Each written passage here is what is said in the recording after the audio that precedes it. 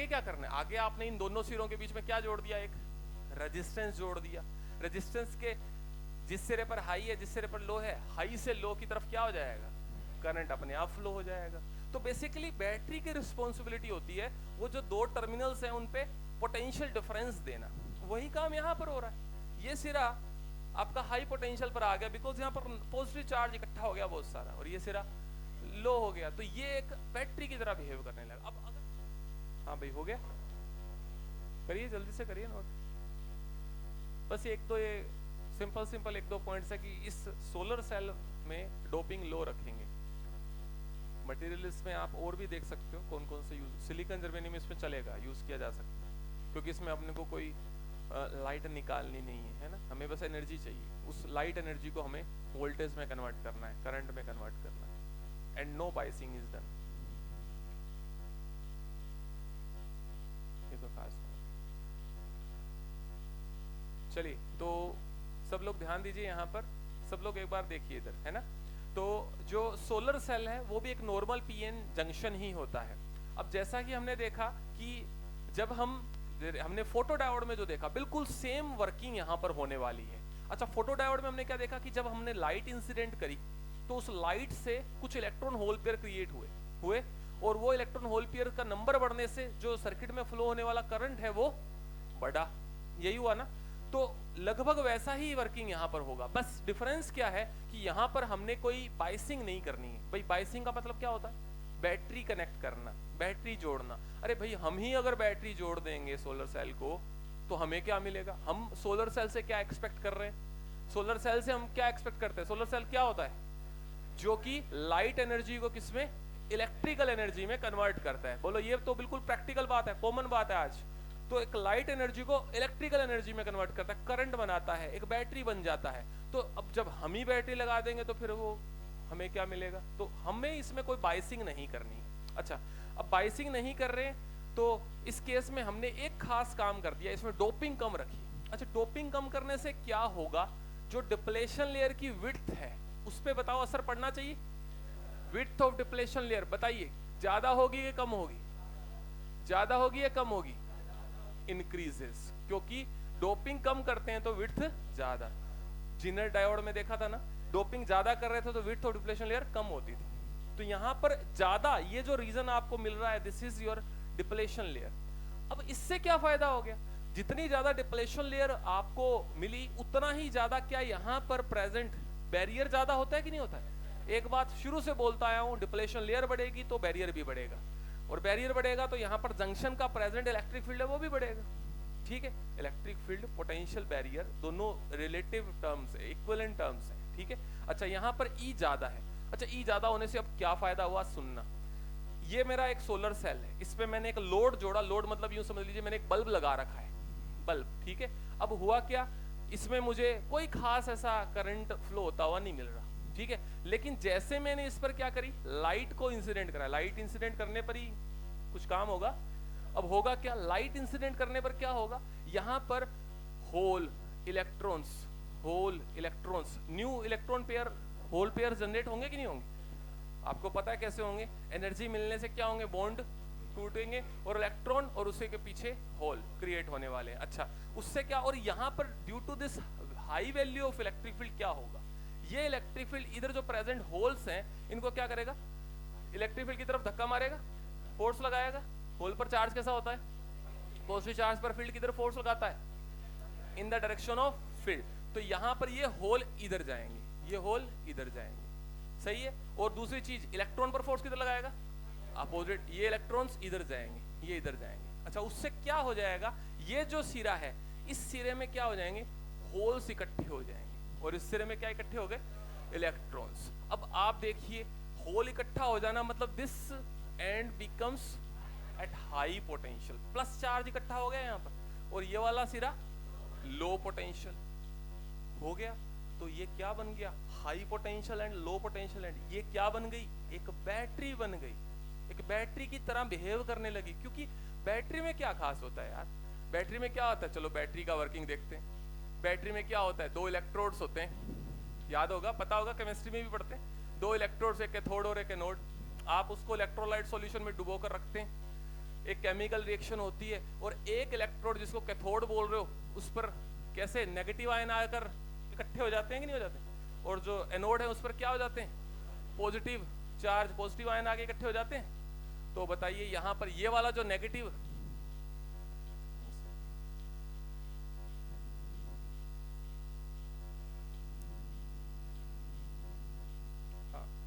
तो यहां पर आप बताइए इसमें और उसमें देखो सिमिलैरिटी देखो क्या है। इसमें भी तो वही हुआ ना कि ये जो नेगेटिव इलेक्ट्रोड है ये कौन सा पोटेंशियल हुआ इस पर, लो, और ये क्या हुआ, हाई पोटेंशियल। तो बेसिकली यही तो बैटरी है आपकी। अब बैटरी अगर ये है, ये आगे क्या करना है, आगे आपने इन दोनों सिरों के बीच में क्या जोड़ दिया, एक रेजिस्टेंस जोड़ दिया। रेजिस्टेंस के जिस सिरे पर हाई है जिस सिरे पर लो है, हाई से लो की तरफ क्या हो जाएगा, करंट अपने आप फ्लो हो जाएगा।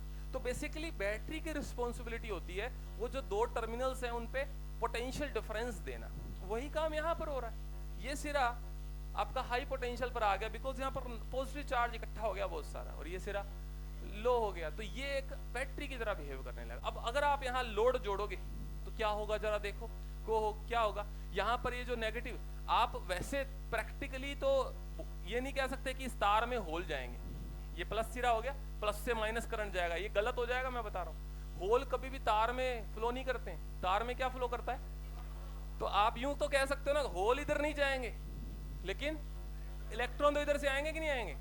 अरे यही तो हुआ करता है। आप क्या बोलते हो, हाई पोटेंशियल से लो पोटेंशियल करंट फ्लो हुआ, इलेक्ट्रॉन किधर से किधर फ्लो हुए, लो से हाई फ्लो होते हैं ना, उसी का अपोजिट तो करंट बोलते हो। तो यहाँ पर ये लो पोटेंशियल ये हाई पोटेंशियल, बताओ इस लोड में क्या इलेक्ट्रॉन्स का फ्लो होगा, इलेक्ट्रॉन इधर से इधर फ्लो होंगे। अच्छा मान लो एक एग्जांपल बताता हूँ, एक इलेक्ट्रॉन इधर से गया इधर जाकर एक होल को खा गया, एक यहाँ से एक इलेक्ट्रॉन कम हो गया, यहाँ से एक होल कम हो गया, ये इलेक्ट्रिक फील्ड प्रेजेंट है, आपने और लाइट दी, लाइट दे रहे हो कंटिन्यूसली, लाइट दे रहे हो तो तुरंत से नया एक इलेक्ट्रॉन होल पर जनरेट होगा और होल एक नया होल वापस यहाँ आ जाएगा, नया इलेक्ट्रॉन यहाँ आ जाएगा। तो आपको कब तक करंट मिलने वाला है, जब तक आप क्या दे रहे हो, लाइट। अगर आपने लाइट नहीं दी, सोचो बिल्कुल लॉजिकल है, अगर लाइट नहीं दी तो इवेंचुअली ये सारे इलेक्ट्रॉन हैं जो इधर जाकर इन होल्स के साथ क्या हो जाएंगे, रिकम्बाइन हो जाएंगे और दोनों तरफ चार्ज खत्म हो जाएंगे, हो जाने चाहिए ना, और आपका करंट फ्लो होना बंद हो जाएगा। लेकिन अगर आपने लगातार लाइट देते रहे तभी तो होता है ना, तभी तो आपने को करंट मिलता है। लाइट देते रहे तो नए इलेक्ट्रॉन होल पर जनरेट होते रहेंगे, यहाँ इकट्ठे होते रहेंगे और आपका करंट लगातार फ्लो होता रहेगा। ये एक रफ आपकी वर्किंग है, आपको मैंने समझाई है, ठीक है। तो अल्टीमेटली आपका एक सोलर सेल में खास रोल किस चीज का है कि हमने अब बाइसिंग नहीं करी। अच्छा फोटो डायोड में क्या हुआ था, बाइसिंग करने से यहाँ हमने हाई इलेक्ट्रिक फील्ड प्रोड्यूस कर दिया था, जिससे जो भी माइनॉरिटी करियर प्रोड्यूस हो रहा था वो उसके वजह से करंट फ्लो हो रहा था। यहाँ पर मैंने बैटरी नहीं लगाई, मैंने एक ऑल्टरनेट ढूंढ लिया, मैंने डोपिंग कम कर दी। अच्छा डोपिंग कम करने से मुझे क्या ज्यादा मिल गया, डिप्लेशन ज्यादा मिलने से क्या ज्यादा मिल गया, इलेक्ट्रिक, और अच्छा खासा इलेक्ट्रिक फील्ड मिलने से मेरे जो यहाँ पर जो भी इलेक्ट्रॉन और होल क्रिएट हो रहे हैं वो इन दोनों सिरों पर आराम से इकट्ठे हो पा रहे हैं, यहाँ इकट्ठे हो पा रहे हैं। किसकी वजह से हो पा रहे हैं बताओ, इसी की वजह से हो पा रहे हैं। ये इलेक्ट्रिक फील्ड अगर वीक हो तो यहाँ पर प्रॉपरली इनका एक्यूमुलेशन नहीं होगा ना किनारों पर। तो बस अपने को जो पूछेगा ना वो सिर्फ ये पूछ सकता है कि सोलर सेल में डोपिंग क्या रखी जाती है, लो रखी जाती है, ठीक है, और कोई इसमें बाइसिंग नहीं करी जाती। अब इसका कर्व बनाना है हमको, इसमें फ्लो हो रहे करंट, अच्छा करंट का डायरेक्शन बताएं जरा। इस यहाँ पर इलेक्ट्रॉन ऐसे फ्लो हो रहा है, करंट कैसे फ्लो होगा, इसका अपोजिट होगा, ऐसे ऐसे ऐसे, और डायोड के अंदर किधर से किधर फ्लो हो रहा, अरे इसी लूप में चलेगा ना फिर, ऐसा तो नहीं इधर तो इधर हो रहा है और डायोड के अंदर इधर हो रहा है, ऐसा तो नहीं होना चाहिए ना। तो डायोड, इस डायोड के अंदर किधर से किधर होगा, एन से पी होगा, तो करंट किधर बनाऊं, ऊपर के नीचे।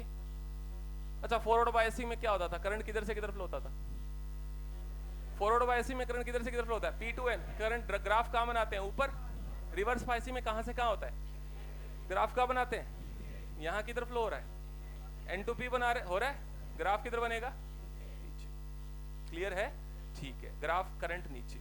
अब जरा ग्राफ जरा सुन लेना कैसे बनेगा। ये जो लोड रेजिस्टेंस मैंने ये क्या लगाया, एरो, एरो का मतलब समझते हो सब, ये क्या है, एक वेरिएबल रेजिस्टेंस है, वेरिएबल रेजिस्टेंस है। तो यहां पर मैं दो केसेस लेकर चल रहा हूं, एक्सट्रीम केसेस। एक्सट्रीम केसेस मतलब क्या कि या तो मैं लोड को कंप्लीटली क्या कर दूं, जीरो। यहां जीरो रेजिस्टेंस लगाने का मतलब समझते हो क्या कर दिया मैंने, शॉर्ट सर्किट का मतलब समझते हो क्या करा? प्लेन वायर, करंट इलेक्ट्रिसिटी का बिल्कुल सिंपल सी बेसिक सी चीज है ये कि क्या इस बताओ ना, इस तार का रेजिस्टेंस कितना है? 0 ही तो होता है। तो हमने, और इसी को हम क्या बोलते हैं? शॉर्ट सर्किट करना। दोनों सिरों को सीधा तार से जोड़ देना मतलब शॉर्ट सर्किट करना। ये अब बताओ, यहां पर इस डायोड के दोनों सिरों, यहां का पोटेंशियल अगर V है तो यहां का पोटेंशियल भी क्या होगा? जब तक तार चलेगी तब तक पोटेंशियल सेम रहेगा, क्योंकि तार पे पोटेंशियल का ड्रॉप नहीं होता। तो सेल का पोटेंशियल डिफरेंस कितना हो गया? 0। शॉर्ट सर्किट करने पर पोटेंशियल डिफरेंस हो गया 0। आपने R 0 कर दिया, सोचो करंट क्या फ्लो होना चाहिए? मैक्सिमम या मिनिमम? अरे R 0 होगा तो करंट क्या होगा? मैक्सिमम होना चाहिए ना। तो इस केस में अच्छा खासा किधर से किधर, इधर से इधर, मैक्सिमम करंट फ्लो होगा। इस करंट का नाम क्या होना चाहिए? सोचो, इस करंट का नाम लिखते हैं हम ISC। SC मतलब शॉर्ट सर्किट करंट, सही बात है। और इस केस में शॉर्ट सर्किट वोल्टेज कितनी है, कोई बता सकता है? शॉर्ट सर्किट वोल्टेज कितनी है, बता सकता है? 0। वोल्टेज पोटेंशियल डिफरेंस तो 0 मिल रहा है। चलिए तो ग्राफ पे इसको अप मार्क करते हैं। इस जगह पर बताओ वोल्टेज कितना है? Voltage 0, current 0। लेकिन जब वोल्टेज 0 है तो करंट यहां आएगा कि नहीं आएगा? So this point is marked as short circuit. जब आपका V 0 है तब आपका I क्या है? मैक्स। सही है। ये ग्राफ एक बार बताऊंगा, ध्यान से सुन लेना, थोड़ा अलग तरीके का बनता है, बाद में फिर पता नहीं लगेगा। हो गया। अब क्या किया, अचानक से मैंने रेजिस्टेंस इनफाइनाइट कर दिया। इनफाइनाइट करने का मतलब क्या होता है? Open circuit. ये दोनों सिरे मैंने ओपन छोड़ दिए। बताओ यहां पर करंट कितना फ्लो होगा? नो डाउट इसमें करंट 0। कौन सा करंट होगा ये? Open circuit current. और बताओ यहां पर वोल्टेज क्या होगी फिर? मैक्सिमम हो, क्योंकि यहां पर आपका रेजिस्टेंस क्या हो चुका है? इनफाइनाइट। तो वोल्टेज क्या होगी? ये हमेशा रेसिप्रोकल होते हैं, आपको पता होना चाहिए। करंट मैक्सिमम कब होता है? जब रेजिस्टेंस क्या हो? मिनिमम हो। और वोल्टेज मैक्सिमम कब होता है? जब रेजिस्टेंस मैक्सिमम हो। तो यहां पर आपको मैक्सिमम वोल्टेज मिलेगी। सोचो यहां पर क्या, जो होल यहां इकट्ठे हुए हैं, जो इलेक्ट्रॉन यहां इकट्ठे हुए हैं, क्या ये फ्लो कर रहे हैं? क्या फ्लो कर पाएंगे? यहां पर मैक्सिमम चार्जेस का एक्यूमुलेशन हो जाएगा। उस केस में मैक्सिमम पोटेंशियल डिफरेंस मिलेगा। इसको हम क्या बोलने चाहिए? इसको क्या बोलना चाहिए? VOC। ठीक है। अब बताओ यहां पर इस लाइन पर क्या करंट 0 है क्या? ये नहीं समझ आता आपने। करंट इस लाइन पर करंट 0 है, और वोल्टेज मैं इस जगह को मार्क करूं, इस वोल्टेज को मैं मार्क कर देता हूं VOC। At this location IOC क्या है? इस पॉइंट पर, इस ग्राफ की इस स्केल पर करंट 0 है। इस ग्राफ पर क्या 0 है? V, वोल्टेज 0 है। तो यहाँ वोल्टेज 0 है, मैं मार्क कर देता हूँ। शॉर्ट सर्किट वोल्टेज यहाँ कितनी है? 0। लेकिन शॉर्ट सर्किट करंट मैक्सिमम होगा। और चलो अब आगे बीच वाली फिलिंग करते हैं। मैंने क्या बोला? रेजिस्टेंस 0 लिया, बाद में क्या करा? इनफाइनाइट। आप बताइए, जैसे जैसे रेजिस्टेंस को अगर मैं धीरे धीरे बढ़ाऊंगा, आप सुनना ध्यान से, रेजिस्टेंस धीरे धीरे बढ़ाऊंगा तो करंट धीरे धीरे क्या होना चाहिए? कम होना चाहिए। रेजिस्टेंस बढ़ाने से करंट कम होना चाहिए। तो ये यहाँ करंट मैक्सिमम है, R बढ़ाने पर करंट 0 धीरे धीरे घटता जाएगा और फाइनली जाकर कितना हो जाएगा? यहाँ 0 हो गया कि नहीं हो गया? तो ये ऐसा करवाता है इसका। तो समझने के लिए यहाँ पर ढंग से अगर देखें तो ये दो केसेस को बनाकर अपन समझेंगे। लेकिन फिर एक बात बोलूंगा आपको कि आपसे ये नहीं पूछेगा कि कर्व बना कैसे, आपको बस ये पूछेगा कि ये कर्व किसका है। बोलो किसका कर्व है? ये सोलर सेल का VI कैरेक्टरिस्टिक्स कर्व है। ठीक है। तो मैं दोबारा से एक आउटलाइन दे रहा हूं, हमने क्या क्या किया। हमने इन्हीं दोनों बातों को दोबारा बता रहा हूं। इस केस में एक रेजिस्टेंस जोड़ा, पहले रेजिस्टेंस को रखा 0। रेजिस्टेंस रखने का मतलब प्लेन वायर, और जब 0 रेजिस्टेंस है तो करंट क्या होगा? मैक्सिमम। और जब प्लेन वायर जोड़ा तो आप सोचो पोटेंशियल डिफरेंस कितना होना चाहिए? 0। तो आप देखिए इस लाइन पर, यहाँ अब ग्राफ देखना आना चाहिए, इस लाइन पर वोल्टेज 0 है और करंट आपका ये वाला जो करंट है, this is your ISC, short circuit current. इसको मार्क भी किया हुआ मैंने। और अब जैसे जैसे आप रेजिस्टेंस को 0 से बढ़ाएंगे वैसे वैसे करंट क्या होता जाएगा? कम होता जाएगा। तो करंट आपका देखो घटता जा रहा है ना। कोई सोचेगा सर ये तो ऊपर जा रहा है तो बढ़ रहा है। अरे यहाँ नीचे करंट जाने पर बढ़ता है। ये करंट की वैल्यू देखो, यहाँ कम हो गई और कम हो गई, कम हो गई। कम होते होते यहाँ पर आकर क्या होगी, तो करंट जीरो कहां पर होगा, जब आप कंप्लीटली क्या कर देंगे, इनफाइनाइट रेजिस्टेंस लगा देंगे। इनफाइनाइट रेजिस्टेंस का मतलब क्या हुआ, ओपन कर देंगे। तो ओपन केस में वोल्टेज तो मिलेगी लेकिन करंट क्या मिलेगा। तो बस आप इसको इस तरह से याद रखिए। अब एक पॉइंट जो इस पे पूछेगा वो ये है एडिशनल, कि प्रोड्यूस होने वाला वोल्टेज क्या लाइट पर डिपेंड करता है, आप बताओ, करना चाहिए क्या। आप ज्यादा लाइट, आपकी लाइट की इंटेंसिटी बढ़ी तो क्या उससे प्रोड्यूस होने वाली वोल्टेज बढ़ेगी, करंट बढ़ेगा। प्रैक्टिकली सोच के बताओ, इसको भूल जाओ। सोलर सेल ज्यादा अच्छा काम कब करेगा, सोलर पैनल, जब लाइट, धूप तेज है या नहीं। क्योंकि होता क्या है, मैं आपको लॉजिक बता देता हूं। जब लाइट का इंटेंसिटी बढ़ता है तो उससे क्या बढ़ते हैं, नंबर ऑफ फोटॉन्स, बताया था ना। नंबर ऑफ फोटॉन्स बढ़ेंगे तो उतने ही जाके इलेक्ट्रॉन होल पेयर क्रिएट होंगे। जितने होल इलेक्ट्रॉन क्रिएट होंगे उतना ही यहाँ पर चार्ज इकट्ठा होगा। क्या उतना ही पोटेंशियल डिफरेंस ज्यादा होगा कि नहीं होगा, बिल्कुल नॉर्मल सी बात है। तो यहाँ पर एक स्पेशल पॉइंट मैं लिखूंगा कि प्रोड्यूस होने वाला voltage is proportional to the intensity of, ये सवाल आपको मिलने वाला है उसमें मॉड्यूल में। क्लियर हो गई। तो मेन 2-3 पॉइंट्स क्या है, चलो बोल के बताओ। पहला पॉइंट क्या है, क्या बाइसिंग इसमें की जाएगी, नो बाइसिंग इज डन। दूसरा, डोपिंग लो रखेंगे। तीसरा, इसमें जो ये कर्व आप डायरेक्ट याद रखें, ठीक है, कोई इसमें एक्सप्लेनेशन नहीं पूछेगा, डायरेक्ट याद रखें। चौथा, ये वाला पॉइंट सबसे ज्यादा इंपॉर्टेंट है कि जो इंसिडेंट लाइट की इंटेंसिटी जितनी ज्यादा होगी बनने वाला वोल्टेज उतना ही ज्यादा। क्लियर हो गया। चलिए, वोल्टेज को वो ईएमएफ भी बोला जाता है, आपको पता है क्या। एक सेल का ईएमएफ मतलब क्या, वोल्टेज ही बोल सकते हो, तो वो ईएमएफ बोलेगा आपको क्वेश्चन में। तो सिमिलर सी टर्म है, ठीक है। चलिए, अब आप इसको कंप्लीट करिए, मैं यहाँ लिख रहा हूँ। यहां पर मैं वो पॉइंट लिख देता हूं, produced voltage potential difference across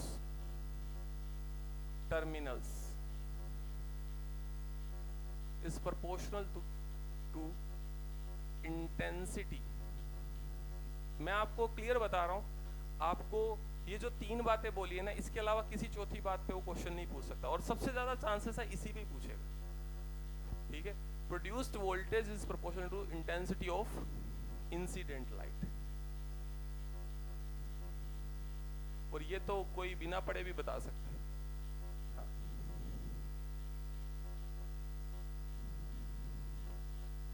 voltage बढ़ेगी तो करंट भी बढ़ेगा, दोनों चीजें बढ़ेगी। वोल्टेज बढ़ेगी, अगर एक बात बता, बैटरी अगर 10 वोल्ट की है और एक बैटरी 50 वोल्ट की है, किस केस में करंट ज्यादा होगा। तो बात वही है, मैंने जब वोल्टेज बोल दिया कि वोल्टेज बढ़ेगी तो ऑब्वियस सी बात है उसमें फिर करंट, उसमें ड्रॉइंग कैपेसिटी बोलते हैं उसको, या करंट बोल दे, चल सीधा सीधा, करंट देने की जो कैपेसिटी है उसकी वो भी बढ़ेगी। ये शॉर्ट सर्किट और ये ओपन, ये तो हम इस कर्व को ड्रॉ कर रहे हैं 2 केसेस में। इसको उससे एक बार लिंक ना करके सिंपल सोचें कि अगर हम ज्यादा लाइट इंसिडेंट करेंगे तो उससे क्या होगा, ज्यादा इलेक्ट्रॉन और होल प्रोड्यूस होंगे, ज्यादा यहाँ पर उनका एक्यूमुलेशन होगा और ज्यादा ही वोल्टेज पोटेंशियल डिफरेंस आएगा। मैंने देखिए यहाँ साथ में क्या लिखा है, पोटेंशियल डिफरेंस अक्रॉस टर्मिनल्स। वो क्यों ज्यादा हो रहा है, क्योंकि किनारों पर चार्जेस का एक्यूमुलेशन ज्यादा होगा।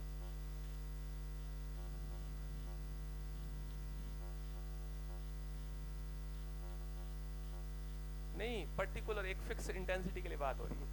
फिक्स एक लाइट हमने इंसिडेंट करी, उस केस में लाइट फिक्स करके हम बात कर रहे हैं, रेजिस्टेंस को वेरी कर रहे हैं यहाँ पर। देखो, रेजिस्टेंस 0, रेजिस्टेंस इनफाइनाइट। तो एक फिक्स लाइट की इंटेंसिटी, अगर लाइट ही बढ़ा दोगे तो करंट और बढ़ जाएगा, ये तो है, ये बिल्कुल सही है। तो ये पॉइंट आप ध्यान रखिए, ये खास है, ठीक है। और बाकी 2 स्टार मार्क कर दिए, 2 पॉइंट्स का ध्यान।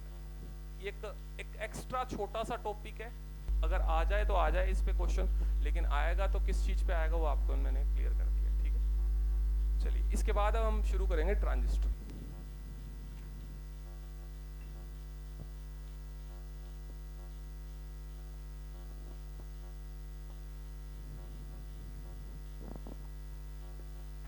डाउट है तो पूछ सकते।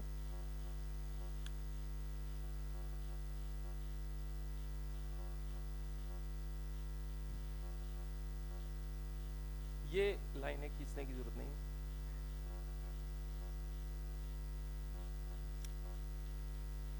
हाँ,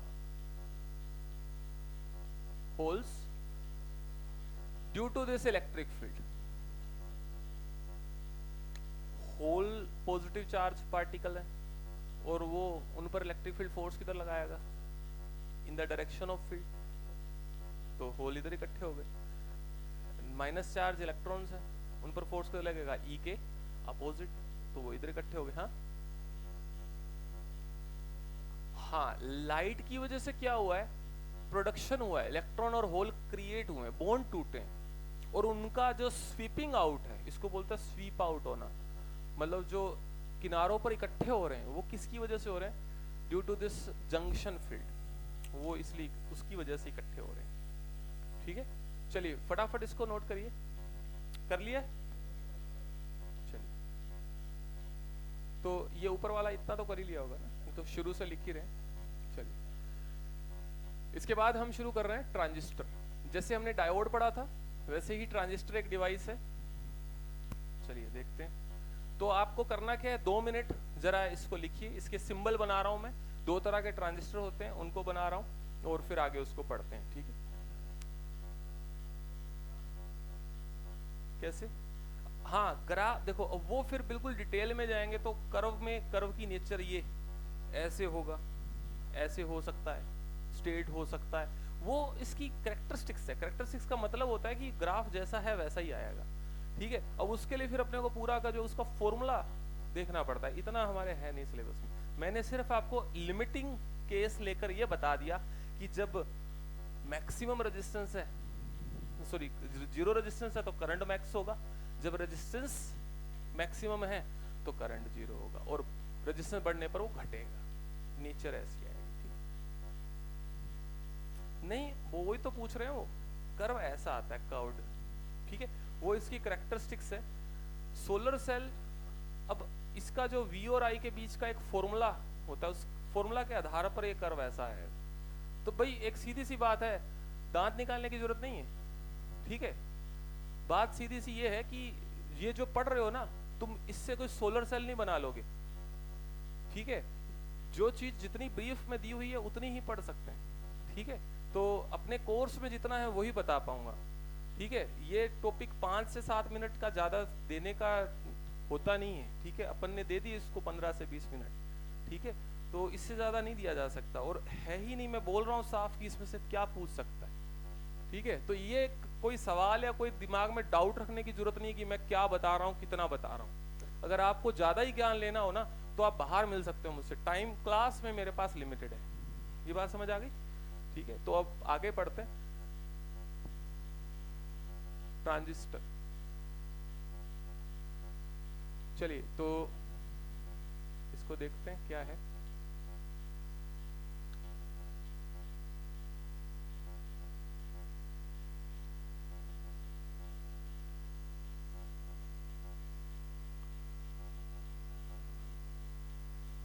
इसको बनाइए, साथ के साथ मैं एक्सप्लेन करना शुरू कर दूंगा, सिर्फ बैठे मत रहिए, बनाइए साथ साथ। 2 तरह के ट्रांजिस्टर होते हैं, है ना, एनपीएन और पीएनपी। और जितना मैंने ये रीजन बनाया है ना उतना ही बनाना। ये सबसे पतला रीजन है, ये मीडियम, और ये सबसे मैक्सिमम इसका size. This region is called emitter, emitter. This is base and this is collector. ठीक है, इसका नीचे सिंबल बनाएंगे, इसी के बिल्कुल नीचे। जैसे डायोड का एक पर्टिकुलर सिंबल होता है वैसे ही इसका भी एक सिंबल होता है ट्रांजिस्टर का, PNP।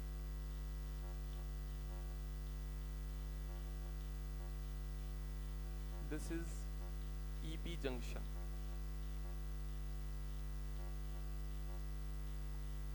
This is CB junction.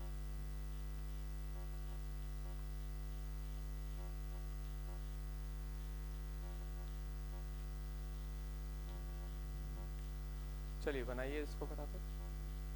पिछले क्लास में अपन ने डिस्कस किया था 78 नंबर क्वेश्चन तक, है ना। चलिए कुछ सवाल आज मैं दे दूंगा इसके, तो सब करेंगे। अभी पहले देखते हैं कितना टॉपिक कवर होता है। चलिए आप लिखिए जरा इसको। This is base, this is emitter, this is collector. चलिए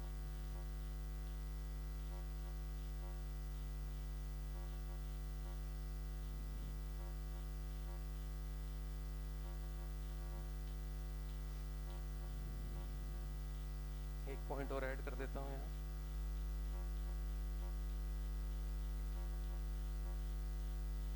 रीजन,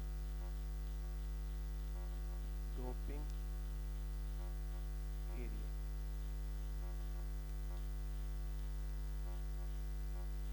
एमीटर,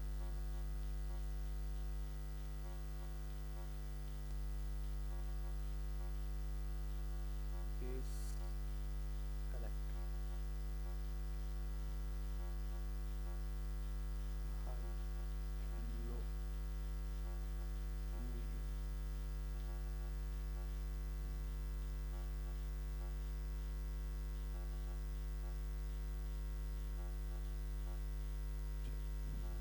इतना लिख लीजिए, फिर आगे बात करते हैं।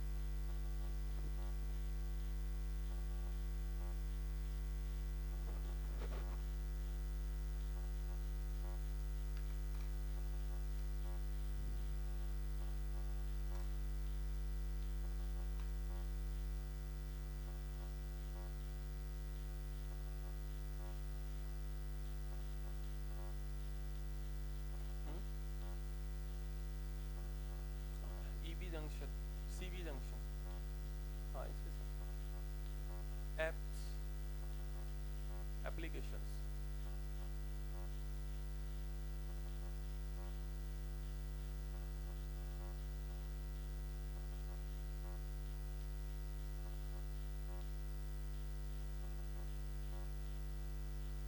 चलिए तो अच्छा एक बार देखते हैं सबसे पहले। हाँ, जो जैसे हमने स्टार्टिंग किया था कि एक प्योर अपन सेमीकंडक्टर डिवाइस, सेमीकंडक्टर लेते हैं सिलिकॉन या जर्मेनियम, उसका कोई यूज नहीं है अपने लिए, तो हमने उसमें फिर डोपिंग किया, उसकी कंडक्टिविटी थोड़ी बढ़ जाए इसलिए। अब डोपिंग भी करी तो उसमें दो तरीके का क्रिएट हो गया, एक पी और एक एन। उन दोनों पी और एन को जब हमने ज्वाइंट किया तो एक नई डिवाइस क्रिएट हुई जिसको हम क्या बोल रहे हैं, डायोड। अब ठीक उसी तरीके से जो पी और एन को ज्वाइंट करने पर डायोड बनता है, उसी तरह से क्या हम ये नहीं कर सकते कि तीन पर्टिकुलर एक्सट्रिंसिक सेमीकंडक्टर लेकर बनाने की कोशिश करें एक क्रिस्टल और उससे देखते हैं क्या उसका यूज हो जाए, तो उसी को हम ट्रांजिस्टर बोलेंगे। अब इसमें क्या पॉसिबिलिटी है आप सोचिए। दो जो कॉम्बिनेशन है वो यही हो सकते हैं कि मैं दो एन रीजन लूं और उनके बीच में एक पी रखूं, या तो ये पॉसिबिलिटी होगी, या क्या हो सकता है दो पी रीजन लूं और उनके बीच में किसका सैंडविच, एन। तो दो पी के बीच एक एन या दो एन के बीच में एक पी, यही कॉम्बिनेशन हो सकता है और तो कुछ नहीं हो सकता। तो यहाँ पर उसी आधार पर ये दो तरह से ये जो डिवाइस बनती है इसको हम ट्रांजिस्टर कहते हैं, और कोई थ्योरी हमको नहीं करनी है यहाँ पर। तो जैसे यहाँ पर एन पी एन, PNP, ये आपके दो तरीके के ट्रांजिस्टर्स होते हैं, ठीक है। अब इसमें मेन चीज है ये समझना कि ये जो तीन रीजन्स हैं इनके हम देखें क्या इनके इस्तेमाल हैं, इनको यूज जब करेंगे तो उसमें आपको पता लगेगा। जो पहला ये जो रीजन है, फर्स्ट ये वाला जो रीजन है, ये रीजन आपका एमीटर कहा जा रहा है। इनके यूज के आधार पर इनके नाम रखे गए हैं, ठीक है। एमीटर, एमीटर सोचो जो एमिट, मतलब ये एमीटर नाम इसका इसलिए रखा गया है क्योंकि इसमें से चार्ज कैरियर्स क्या होंगे, एमिट होंगे। स्टार्ट जो करेंगे चार्ज कैरियर्स का मूवमेंट होगा वो यहां से होगा। अब क्योंकि यहां से चार्ज कैरियर निकल रहे हैं तो इसके पास होने चाहिए चार्ज कैरियर्स अच्छी क्वांटिटी में। दैट्स वाई यहां पर नीचे आप देखो रीजन एमीटर जो है इसकी डोपिंग क्या रखी जाती है, तीनों में से सबसे ज्यादा हाई इसकी डोपिंग रखी जाती है, यही कारण है। क्लियर हो गया। उसके बाद फिर जो आपका बीच वाला रीजन है बेस, जो कि एमीटर और कलेक्टर के बीच का एक इंटरमीडिएट है, इसका नाम इसलिए बेस रख दिया है, ठीक है। और तीसरा जो रीजन है कलेक्टर, कलेक्टर जो क्या करे, कलेक्ट करे। तो यहां से चलने वाले जो चार्ज कैरियर्स है, एन में मेजॉरिटी चार्ज कैरियर्स कौन से होंगे, इलेक्ट्रॉन्स। इलेक्ट्रॉन्स यहां से चलेंगे, बेस में से गुजरते हुए कहां पहुंचेंगे, कलेक्टर। तो कलेक्टर उनको कलेक्ट करेगा, इसलिए उसका नाम कलेक्टर रखा है, ठीक है। इनके जो काम है उन्हीं के आधार पर। अच्छा, तीन, अब जैसे डायोड में तो क्या थे, दो टर्मिनल होते थे, एक पी साइड का एक एन साइड का। यहाँ पर कितने हो गए, तीन टर्मिनल्स, यहाँ तीन वायर्स निकली रहती हैं ट्रांजिस्टर में, ठीक है। अब इनमें से ये तो हो गया एमीटर साइड, ये बेस और ये कलेक्टर। अब जैसे डायोड में एक ही जंक्शन होती थी, एक पी और एक एन ज्वाइन करेंगे तो एक ही जंक्शन बनेगी। यहाँ पर कितनी जंक्शंस होंगी, पहला एमीटर और बेस के बीच की एक जंक्शन, दूसरी बेस और कलेक्टर के बीच की जंक्शन, यही होना चाहिए। तो इसको नाम क्या दें, बिल्कुल सिंपल रखने के लिए, ये कौन सी जंक्शन होगी, emitter base junction, EB junction. और ये कौन सी होनी चाहिए, कलेक्टर बेस जंक्शन या सीबी जंक्शन। तो सिंपल है, नाम से अपन बता सकते हैं, डायग्राम देख के बता सकते हैं कौन सी चीज क्या। सारी चीजें यहाँ पर भी अप्लाई कर सकते हो। बस यहाँ पर ये ट्रांजिस्टर दूसरे टाइप का हो गया, PNP। इसमें एमीटर रीजन P हो गया, कलेक्टर रीजन P है और बेस यहाँ पर N है, यहाँ उल्टा था, ठीक है। बाकी दोनों काम एक जैसा करेंगे, लेकिन मेन चीज एक डिफरेंस रहेगा इन दोनों में कि एक ये वाला जो ट्रांजिस्टर है यही आपको सब जगह यूज होता मिलेगा, NPN। कारण, उसका कारण ये है कि ये वाला ट्रांजिस्टर, इसकी स्पीड जो होती है वो ज्यादा तेज होती है, इससे ये फास्टर वर्क करता है। क्यों, क्योंकि यहाँ पर मैंने क्या बोला, एमीटर से जो चार्ज कैरियर्स निकलेंगे कौन से वाले निकलेंगे, इलेक्ट्रॉन्स निकलेंगे। इलेक्ट्रॉन्स के कारण से इसमें करंट का फ्लो होने वाला है और उसमें यहां से मेजॉरिटी कौन निकलेंगे, और होल्स की वजह से यहां पर जो भी करंट बनेंगे बनने वाले हैं। तो स्पीड ज्यादा इसकी है, क्यों है बताओगे फिर, इलेक्ट्रॉन और होल में से इलेक्ट्रॉन का करंट और होल का करंट, किसका करंट ज्यादा होता है, कारण बताओ, मोबिलिटी। यस, इलेक्ट्रॉन की मोबिलिटी होल से, तो इस वजह से ये वाला ट्रांजिस्टर फास्टर होगा, तो इसलिए इसको यूज करते हैं। क्लियर होगी कुछ बातें। चलिए इसके बाद हम बात करते हैं इनके सिंबल्स की। तो सिंबल में यहाँ पर दो रीजन जो है साइड वाले, इन दोनों को, एमीटर और कलेक्टर को आप एक टेढ़ी लाइनों से शो कर रहे हो और प्लेन हॉरिजॉन्टल लाइन से बेस को, ठीक है। ये सिंबल है, ध्यान रखना सिंबल अपने को बहुत सारी इंफॉर्मेशन देने वाला है। इस सिंबल में एक ओब्लिक, एक जो टेढ़ी जो लाइन है, इस पर एक एरो हमेशा लगा रहेगा, आपको कभी भी ऐसा नहीं मिलने वाला यूं। ये कुछ नहीं है, ये कोई ट्रांजिस्टर नहीं है जब तक इसकी एक लेग पर, चाहे इधर लगा दे चाहे इधर, किसी एक पर, मान लो इधर लगा दिया, तो आप समझ जाओगे जिस पर एरो लगा है वो वाली कौन सी साइड है, वो एमीटर साइड है, ठीक है। और दूसरी कलेक्टर, वो ये भी हो सकता है इधर लगा दे, अगर इधर लगा है तो ये कौन सी है, एमीटर, ये कलेक्टर, ये बेस, ठीक। अब दूसरी चीज सुनो, इसकी इससे इंफॉर्मेशन क्या मिलती है, इस एरो से दूसरी इंफॉर्मेशन ये मिलती है कि ये कौन से टाइप का ट्रांजिस्टर है और उसमें से निकलने या आने वाले करंट की डायरेक्शन क्या है, ये दोनों चीजें पता चल जाती है इस सिर्फ एक एरो से। समझिए कैसे, ये एरो इधर जा रहा है, अब एरो इसको यूं समझते हैं, ये वाली ब्रांच B और E, ठीक है। ये आप एरो समझ लीजिए कौन सा करंट है, यहाँ से मीटर से निकलने वाला करंट, एमीटर करंट, जिसको IE लिखेंगे। और ये करंट इधर जा रहा है, किधर से किधर जा रहा है, बेस से एमीटर जा रहा है क्या, तो इसका मतलब बेस पॉजिटिव और एमीटर नेगेटिव, पॉजिटिव से नेगेटिव करंट डायरेक्शन होती है। ये मैं आपको सिर्फ याद करने का तरीका बता रहा हूँ, कोई लॉजिक नहीं है। तो इसका मतलब बेस कैसा टाइप होना चाहिए और एमीटर कैसा टाइप का होना चाहिए। तो क्या यहाँ P लिखना और यहाँ N लिखना सेटिस्फाई कर रहा है इस करंट के एरो को, ये सिर्फ याद करने का तरीका है, ये कोई लॉजिक नहीं है, पहले बता देता हूँ। तो this should be P, this should be N। अगर मैं यहाँ P लिखता, यहाँ एन लिखता तो क्या ये सेटिस्फाइंग है? नहीं है, उल्टा हो गया ना। तो आपको पता चल गया कि बेस आपका P है, ये N है, तो बताओ फिर कलेक्टर क्या होगा? कलेक्टर भी N ही तो होगा, PPN थोड़े ना होगा, NPN ही तो होगा। तो क्या हमको ट्रांजिस्टर का टाइप पता चल गया इससे? जरा यहाँ देखो, सेटिस्फाइंग है, एरो इधर आ रहा है, उल्टा लगाया मैंने एरो, क्योंकि ये P होगा, N होगा, और फिर ये भी क्या होगा? PNP हो गया, NPN। दूसरा, करंट की डायरेक्शन की बात कर रहा था, एरो बाहर जा रहा है, यानी एमिटर करंट हमेशा इसमें से निकलेगा। तो ये बेस और कलेक्टर में जो करंट बनेंगे कौन से होंगे? IP and IC। IP base current, IC collector current. ये दोनों करंट की डायरेक्शन क्या होनी चाहिए? यहां से निकल रहा है तो इन दोनों में क्या होगा? आएगा फ्रॉम द KCL। KCL सुना है? क्या होता है? किरचॉफ करंट लो।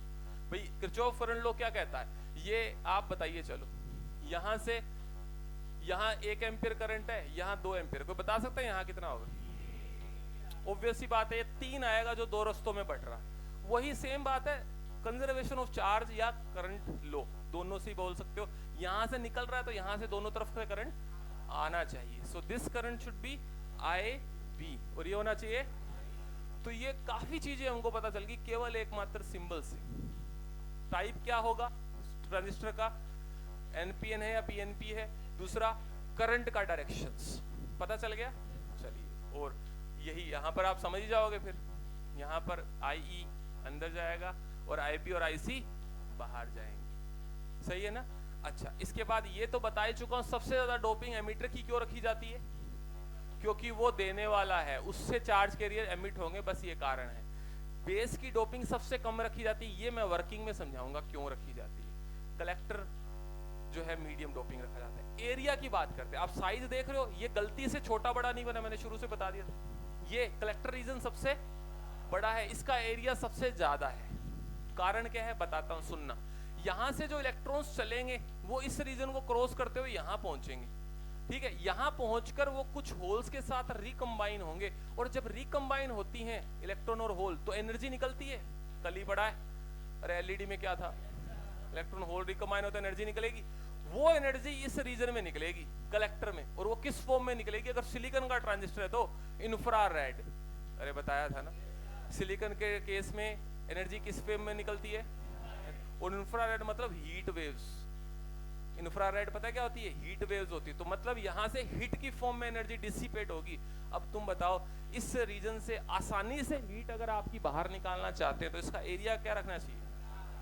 बिल्कुल वही, आपके पास एक ग्लास गर्म दूध है, ठीक है? आपको ठंडा करना है उस दूध को, तो क्या करोगे? एक बड़े कंटेनर में फैलाओगे ना उसको। बोलो होगा कि नहीं होगा? जब बड़े कंटेनर में फैलाओगे तो इजीली हीट उससे डिसिपेट हो जाएगी। यही सिंपल सा कारण है, वही एग्जैक्ट लॉजिक है। इसका एरिया ज्यादा रखने का मतलब है इसमें से हीट आसानी से डिसिपेट हो सके, रिलीज हो सके, ताकि ये डिवाइस खराब ना हो। इसलिए इसका एरिया क्या रखा जाता है? सबसे ज्यादा। यही लाइन, डिट्टो लाइन आपको सवाल में पूछी जाएगी अगर आपको पूछेगा कारण, why the area is maximum, ठीक है? यही लाइन मिलेगी, ठीक है? तो क्लियर हो गई सारी बातें, ठीक है? इसके बाद आप बात करते हैं 3, जैसे डायोड में हमने कहा था 2 बायसिंग, 2 मोड होते हैं। कौन कौन से? एक फॉरवर्ड बायस और एक रिवर्स बायस। यहां पर आपके पास कितनी जंक्शन है? 2।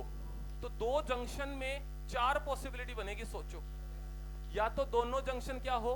फॉरवर्ड फॉरवर्ड, या दोनों रिवर्स रिवर्स, या पहली फॉरवर्ड दूसरी रिवर्स, पहली रिवर्स दूसरी। बोलो, इसके अलावा कोई और नहीं होगा? तो सबसे पहले मैं बताता हूं, सबसे काम आने वाला, सबसे ज्यादा इंपॉर्टेंट जो मोड है वो है एक्टिव मोड। एक्टिव मोड, यार यहाँ पर 4 नाम है तो मैं फॉरवर्ड और रिवर्स तो नहीं बोल सकता ना।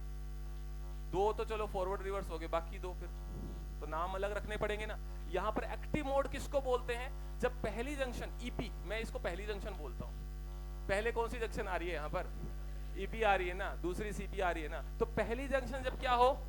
फॉरवर्ड, और दूसरी क्या हो? तो ये वाला मोड का नाम रखा गया एक्टिव मोड। सबसे ज्यादा इस्तेमाल होने वाला यही मोड है। इस मोड में आपका ये बनेगा जो मैं यूज कर रहा हूं, एम्पलीफायर।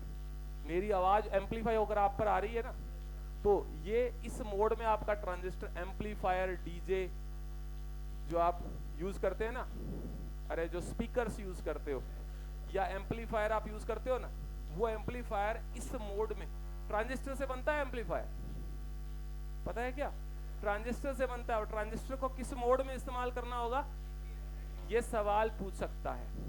दूसरा अब बात करते हैं, इसको बोलते हैं सैचुरेशन मोड। सैचुरेशन मोड जिसमें मैंने क्या बोला, दोनों जंक्शन क्या होगी, फॉरवर्ड होगी। अब आप मुझे एक बात समझाओ, अगर दोनों जंक्शन फॉरवर्ड होगी इसका मतलब क्या ये ट्रांजिस्टर पूरे करंट को इजीली पास होने देगा या नहीं देगा? देगा या नहीं देगा? अच्छा, कैसे सोचा नहीं देगा? तो फॉरवर्ड में करंट पास नहीं होता है, फॉरवर्ड में करंट पास नहीं होता है, तो फिर रिवर्स में करंट पास होता है। इसका मतलब डायोड में क्या होता है, रिवर्स में करंट पास होता है और फॉरवर्ड में नहीं होता। यही बात ना, सही बोल रहा हूं बिल्कुल? तो क्या सोच के बोल रहे हो, बिना कुछ सोचे ऐसे ही बोल रहे हो?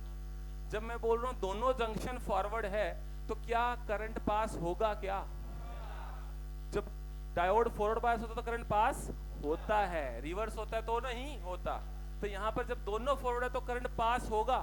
करंट पास होगा तो ट्रांजिस्टर जो होगा यहां पर एक शॉर्ट सर्किट, एक प्लेन तार की तरह बिहेव करेगा, करंट को इजीली पास होने देगा। इसको बोलते हैं हम ऑन स्विच। तो हमारा जो ट्रांजिस्टर है एक स्विच की तरह बिहेव करेगा। लेकिन कब? यार एक बात बताओ, एक बात सुनो, ये डायोड है, बताना मुझे, डायोड में ये हाई पोटेंशियल, ये लो पोटेंशियल, कैसा बिहेव करेगा? फॉरवर्ड बायस है, कैसा बनाया था, ऑन स्विच या ऑफ स्विच? On switch. ये ऑन स्विच ही तो है यार। और अगर उल्टा हो, ये लो और ये, बोलो कैसा बिहेव करेगा? ओपन करेगा ना। ये क्या है, ये ऑन स्विच है, ये ऑफ स्विच है। तो यार सिंपल सी बात है ना, जब फॉरवर्ड है तो करंट पास होगा और उस केस में। और अब बताओ फिर ऑफ कब होगा?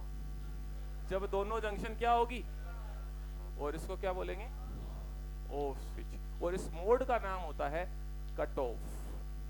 कट ऑफ मोड बोलते हैं इसको, जिसमें ट्रांजिस्टर आपका करंट को पास नहीं होने दे रहा। सिंपल है।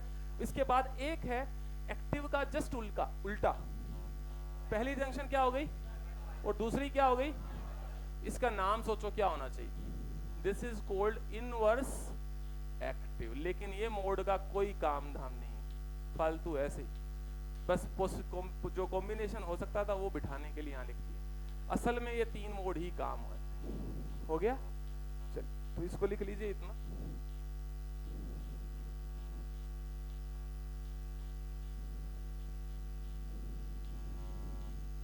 ठीक है, इसमें ये मोड्स आपको ध्यान रखना पड़ेगा, नाम ध्यान रखने पड़ेंगे, दैट्स ऑल। और ये ध्यान रखना पड़ेगा, पहली फॉरवर्ड दूसरी रिवर्स, सबसे काम का यही है, जिसमें वो ट्रांजिस्टर एक्टिव मोड में रहता है और एम्पलीफायर की तरह इस्तेमाल होता है। दोनों FP saturation mode on switch, दोनों RB cut off mode off switch. ठीक, तो दो जंक्शन थी, यही पॉसिबिलिटीज बनती हैं। इसको कर लीजिए। इस पे मैं बेस्ड एक साधारण सा क्वेश्चन आपसे पूछूंगा, बता देंगे सब बड़े आराम से। कर लीजिए, इतना लिखना है। हाँ बोलिए। यहाँ मैं एक इसका कारण और लिख देता हूँ।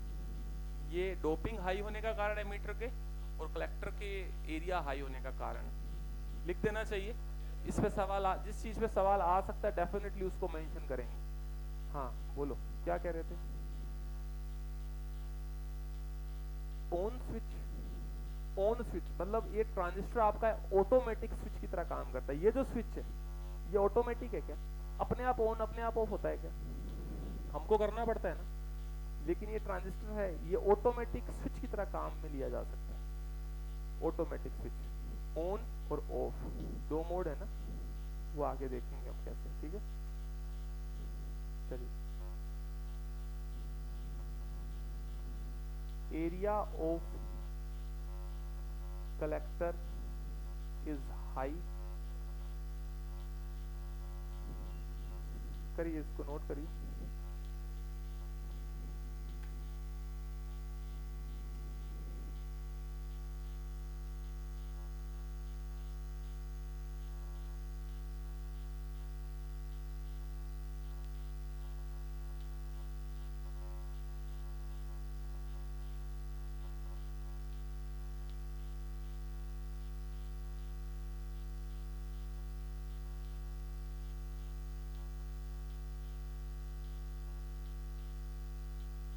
इसको फटाफट।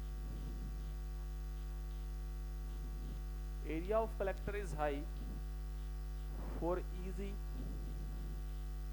Dissipation of heat.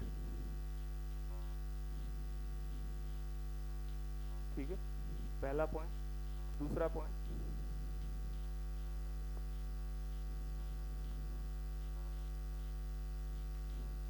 Ammeter provides charge carriers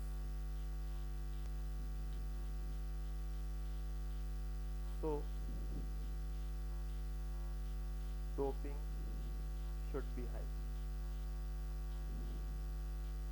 ठीक है, तो ऐसे सिंपल सी लाइन लैंग्वेज में इसको लिख दिया हमने। अल्टीमेटली यही है, चार्ज कैरियर आएंगे कहाँ से? एमीटर से, इसलिए उसका डोपिंग ज़्यादा रखा, और कलेक्टर में हीट डिसिपेट हो जाए इसलिए उसका एरिया ज़्यादा रखा।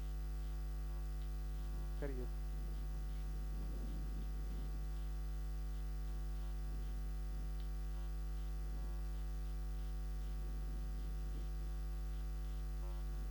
तो कौन से मोड में ट्रांजिस्टर है, इसके लिए एक सवाल समझा रहा हूं आपको। सिंपल सा क्वेश्चन है, करिए।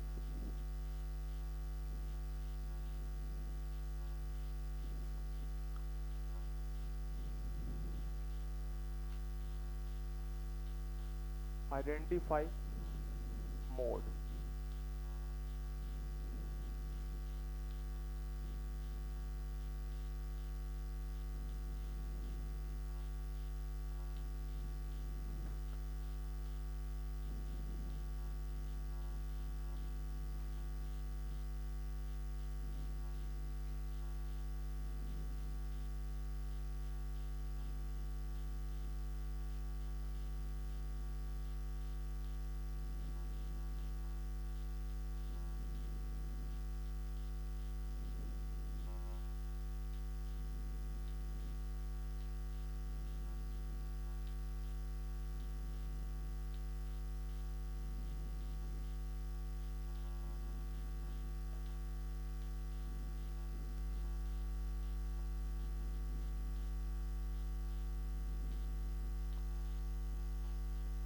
एक मैं बताऊंगा इसमें, बाकी दो बहुत आराम से आप कर लेंगे। सिर्फ हमको यहाँ बायसिंग देखना है, और बायसिंग देखना हमको आता है कि जैसे एन पी, एन रीजन अगर लो है, पी रीजन अगर हाई है तो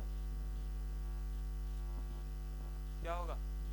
पी अगर हाई है और एन लो है तो कौन सी बायसिंग होती है? फॉरवर्ड। और पी पे अगर लो है, एन पे हाई है तो रिवर्स, है ना। पर उसके लिए हमें पहले पता होना चाहिए कि एन पी पी है या NPN है ना, वो हमको पहले देखना पड़ेगा। तो चलिए एक बार देखें पहला सवाल, एक बार एक देख लीजिए, दोनों बड़े आराम से कर लेंगे। ये कोई सवाल नहीं है, एक तरह से बस एक हल्की सी प्रैक्टिस है इस मोड को आइडेंटिफाई करने की। मैं इसका मतलब समझा रहा हूँ आपको, मुश्किल है कि ऐसा कुछ पूछे, ठीक है, क्योंकि बहुत सिंपल सा क्वेश्चन है।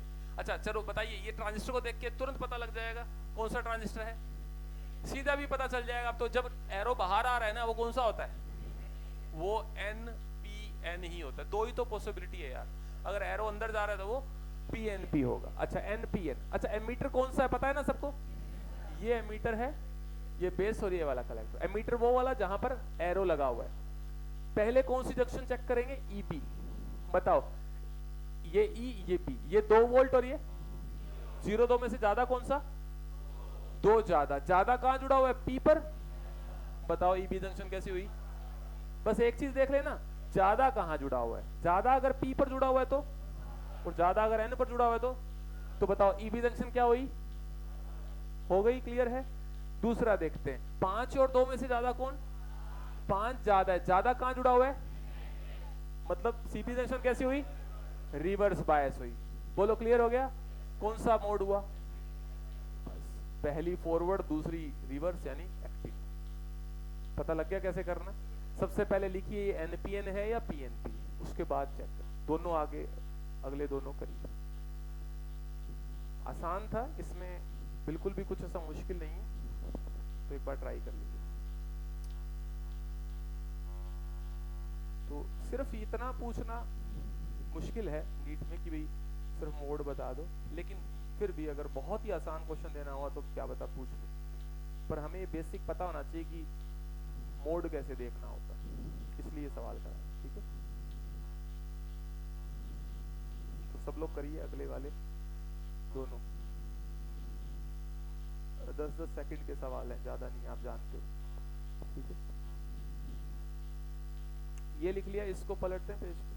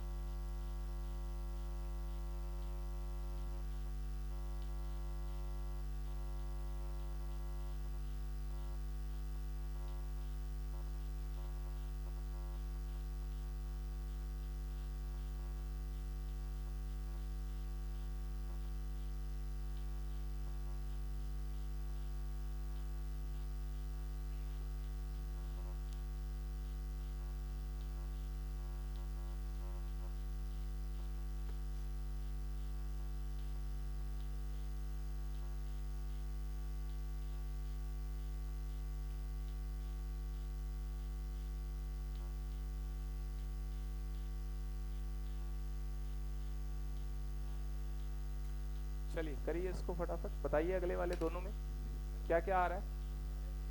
सेकंड क्या आ रहा है? सेकंड भी एक्टिव आ रहा है, मैंने रैंडम डेटा दिए, कुछ भी आ सकता है, एक्टिव आ रहा है। और तीसरा, तीनों एक्टिव आ रहे हैं, कोई बात नहीं, पर देखना तो आ गया ना कि अगर मोड कोई और भी हो तो देखा जा सकता है। चलो तो यहाँ पर पहले ट्रांजिस्टर का नाम लिख देता हूं मैं, इस एरो बाहर आ रहा है तो बड़े आराम से लिख के बता सकता हूँ, NPN होगा, P2N, एरो की डायरेक्शन P2N होनी चाहिए, सही है, सही है, सेटिस्फाइंग है। इसके बाद हम पहले EP जंक्शन देखेंगे। एमीटर कौन सा है? ये वाला जहां एरो है जिस लेग पर, स्ट्रेट लाइन बेस होता है, बाकी दूसरी लाइन कलेक्टर। तो EP में कौन सा, ये -2 और 0 में ज्यादा कौन सा है? 0 ज्यादा, ज्यादा कहां जुड़ा हुआ है? P पर, यानी कौन सी जंक्शन ज्यादा? P पर, यानी फॉरवर्ड हो गया। फिर C और B में ये 0 5 में से ज्यादा कौन सा है? 5, ज्यादा कहां जुड़ा हुआ है? N पे, मतलब तो पहली फॉरवर्ड दूसरी रिवर्स एक्टिव, ठीक है, कोई बात नहीं, एक्टिव ही आ गया फिर से। अच्छा ये ट्रांजिस्टर कौन सा है? तीसरा कौन सा है? PNP, एरो देखकर पता चला, देखो यहां लिखेंगे P, ये N, P2N, सेटिस्फाई हो गया, करंट शुड बी P2N, और ये P, PNP हो गया। अब चेक करते हैं ये वाली कौन सी है? Emitter region, base region, collector. 4 और 2 में से ज्यादा कौन? 4, ज्यादा कहां जुड़ा हुआ है? P पर जुड़ा हुआ है, यानी EB जंक्शन फॉरवर्ड। 0 और 2 में से ज्यादा कौन? 2 ज्यादा है, ज्यादा कहां जुड़ा हुआ है? ज्यादा N पर जुड़ा हुआ है, यानी ये जंक्शन हो गई रिवर्स। तो फिर से ये भी एक्टिव ही हो गया, कोई बात नहीं। आपको मान लो अगर दूसरी जंक्शन भी फॉरवर्ड हो जाती तो क्या हो जाता? दूसरी भी फॉरवर्ड हो जाती तो क्या हो जाता? दोनों फॉरवर्ड हो जाते तो क्या होता है? Saturation mode. मैंने रैंडम डेटा दिए थे इसलिए वो बाई चांस तीनों एक्टिव में आ गए, ऐसा कुछ नहीं है, दोनों रिवर्स भी हो सकते थे। हाँ EP कुछ वाले इसमें हो सकता है, ये तो लो अभी कर देते हैं EP रिवर्स। ये लो, ये 2 वोल्ट, ये 4 वोल्ट, बताना जरा 2 4 में से ज्यादा कौन सा? ज्यादा कहां जुड़ा हुआ है? और कम कहां जुड़ा हुआ है? PE। कौन सी EP जंक्शन क्या होगी बताओ? रिवर्स हो गई, चलो ये रिवर्स। कौन सा मोड हुआ? Reverse, reverse. कौन सा मोड हुआ? कट ऑफ मोड हो गया, ये नोट कर लो। तो लगाई हुई वोल्टेज पे डिपेंड करता है यार, है ना, कि मोड कैसा है। आप ये वाला एग्जांपल लिख लो, पहले वाला लिखा हुआ है तो वो लिखा रहने दो, कोई प्रॉब्लम नहीं, लेकिन ये लिखो तो चेंज कर लो। ये क्या हो गया? कट ऑफ, ठीक है ना। तो ये चलो, हाँ किसको क्या बोलेंगे? इनपुट जंक्शन, ये क्या है? खुद ही सोचा है क्या ऐसा नाम, इनपुट जंक्शन? बोल दो। एमीटर इनपुट आउटपुट नहीं बोल सकते, वो डिपेंड करता है, आगे इसके बाद पढ़ेंगे 3 कॉन्फ़िगरेशन। जरूरी नहीं है कि एमीटर इनपुट ही हो, बेस भी इनपुट हो सकता है, कलेक्टर भी इनपुट हो सकता है, बेस भी इनपुट हो सकता है, एमीटर भी इनपुट हो सकता है, ठीक है, और आउटपुट में एमीटर भी हो सकता है, आउटपुट में कलेक्टर भी हो सकता है, अभी बात करेंगे। अभी फिलहाल सिंपल वर्किंग देखते हैं, सब लोग एक बार सर ऊपर करें। और अभी जो बातें हमने सिंबल बनाकर समझी थी ना, सब लोग ध्यान दीजिए, सिंबल बनाया था यहाँ पर अभी, और सिंबल में मैंने क्या कहा था, एरो जो है वो निकलने वाले एमीटर करंट को बताता है। अच्छा, एमीटर करंट, और बाकी दो रस्तों से आने वाले करंट कौन कौन से हैं, आईबी और आईसी। चलिए, तो यहाँ पर मैं वर्किंग को एक्सप्लेन कर रहा हूँ, सब लोग ध्यान से सुनिए। और मैंने ऊपर लिख दिया पहले से ही कौन सा मोड में रखना है मुझे, और एक्टिव मोड में के हिसाब से क्या बैटरी मैंने सही जोड़ी है क्या, चेक करो। कौन सा ट्रांजिस्टर है ये, एनपीएन। अच्छा, ये कौन सी जंक्शन है, पहली ये वाली ईबी जंक्शन है ना, ईबी, और ये वाली सीबी। अच्छा, ईबी जंक्शन में एन साइड बैटरी का नेगेटिव जोड़ा हुआ है, क्या ईबी जंक्शन फॉरवर्ड है, सही है। सीबी जंक्शन का एन साइड किसे जोड़ा है, प्लस से जोड़ा है, क्या सीबी जंक्शन रिवर्स है। और इससे क्या एडवांटेज होगा अभी समझ आएगा कि पहली फॉरवर्ड और दूसरी रिवर्स होने से क्या एडवांटेज होता है। सुनिए, यहां पर अब बताओ, चलो वर्किंग समझते हैं। यहां पर ये वाला टर्मिनल नेगेटिव है ना, तो हमने जैसे उसमें डायोड में वर्किंग समझी थी कि जब मैं बायोसिंग फॉरवर्ड करता हूं तो क्या होता है, मेजॉरिटी चार्ज कैरियर किधर भागते हैं, जंक्शन को क्रॉस करते हैं, या माइनॉरिटी करते हैं। फॉरवर्ड बायसिंग में किसकी वजह से करंट फ्लो होता है, किसकी वजह से, माइनॉरिटी क्यों सुन रहा है फिर मुझे बीच बीच में। फॉरवर्ड बायसिंग में करंट किसकी वजह से फ्लो होता है, मेजॉरिटी की वजह से। ठीक है, करंट क्यों फ्लो होता है, क्योंकि मेजॉरिटी चार्ज कैरियर ही जंक्शन को क्रॉस करते हैं, इसकी वजह से वो कंडक्ट करते हैं, करंट फ्लो होता है। तो बताइए यहाँ एन रीजन में मेजॉरिटी कौन है, ऑब्वियसली इलेक्ट्रॉन। क्या ये एन रीजन के इलेक्ट्रॉन से नेगेटिव टर्मिनल से रिपेल होकर के दूर जाएंगे, जंक्शन की ओर भागेंगे, चलो भगाते हैं इनको, ये इलेक्ट्रॉन्स इधर भागेंगे।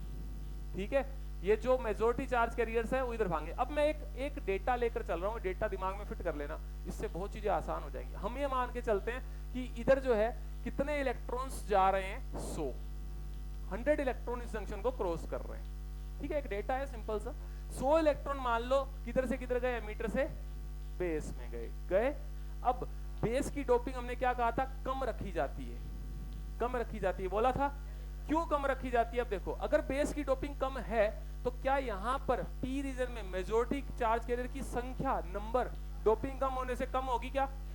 तो हम ये बोलते हैं 100 के सामने केवल 3 होल जो है, मान लो एक डेटा है, 3 बोल दो 4 बोल दो, 3 होल इसका वेट कर रहे हैं। ठीक है, होगा क्या, 100 में से हमने ये भी बोला था जब भी फॉरवर्ड बायसिंग लगाते हैं तो कुछ इलेक्ट्रॉन और होल क्या हो जाते हैं, रिकम्बाइन। तो यहाँ पर 100 में से कुछ इलेक्ट्रॉन जाके होल से रिकम्बाइन हो जाएंगे। बताओ 100 में से 3 अगर रिकम्बाइन हो गए तो कितने बचे, 97 बचे।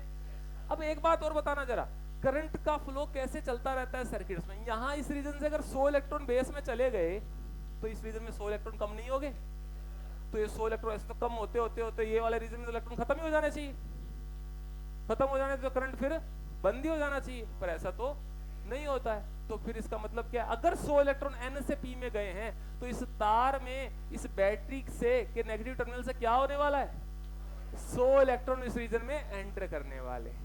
और तभी तो इस तार में से 100 इलेक्ट्रॉन चलेंगे, तभी तो इस तार में करंट फ्लो होगा। और बताओ इस करंट की डायरेक्शन किधर होगी, इलेक्ट्रॉन की डायरेक्शन में या अपोजिट, अपोजिट होगी। और बताओगे क्या उस करंट का नाम क्या रखूं फिर मैं, ये कौन सा रीजन है, कौन सा रीजन है, ये एमीटर है, इससे निकलने वाला करंट कौन सा करंट है, आई हो गया। तो बताओ आई कितने इलेक्ट्रॉन्स का करंट है, 100 इलेक्ट्रॉन का। इससे एक अच्छा आपको डेटा समझ में आ जाएगा। चलो आगे गए, 100 में से क्या हुआ, 3 का क्या हो गया, रिकॉम्बिनेशन हो गया। अब अगर ऐसे ही होता रहा, चलता रहा, तो यहाँ बेस रीजन के 3 करते सारे होल खत्म हो जाने चाहिए। तो इसका मतलब क्या, होल खत्म हो के बाद में फिर ट्रांजिस्टर खत्म, ऐसा तो नहीं होता है, नहीं होता है ना। तो यहाँ पर ये जो 3 होल खत्म हुए हैं तो नए 3 होल प्रोड्यूस होंगे। कैसे, होल कैसे बनते हैं, बॉन्ड टूटने से।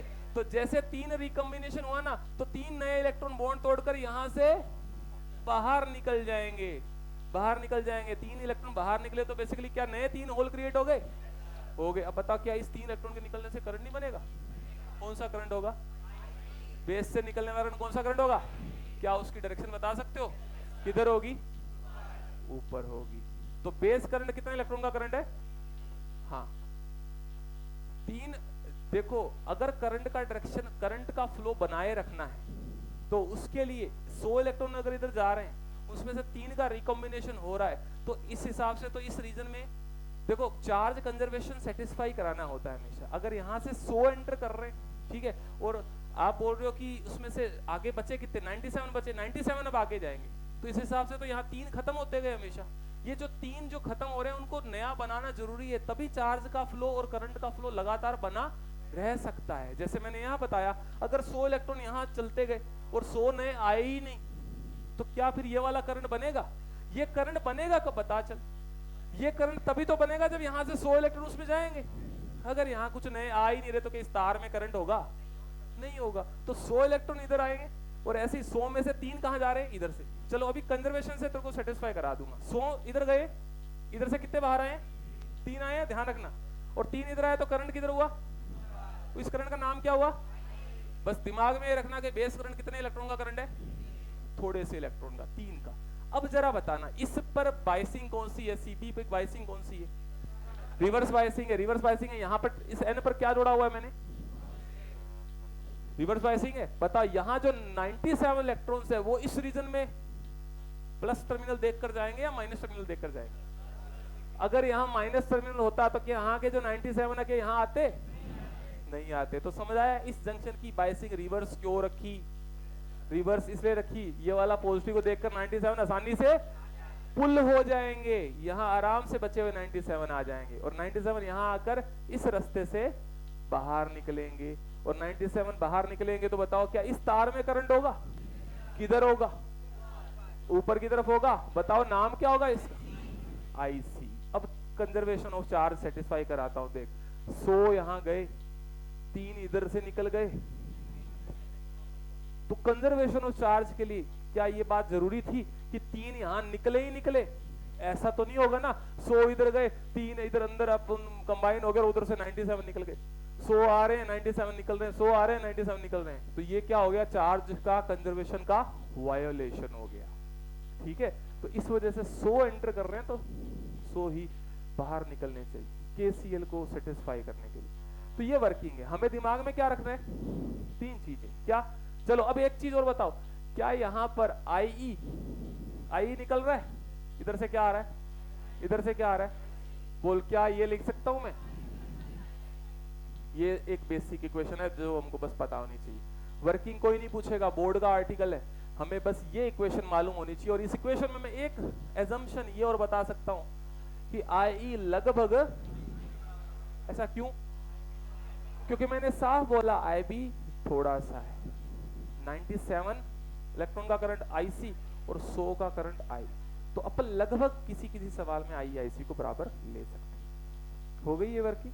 चलिए इसमें कोई थ्योरी नहीं लिखेंगे, इस डायग्राम को आप बना लीजिए। ठीक है,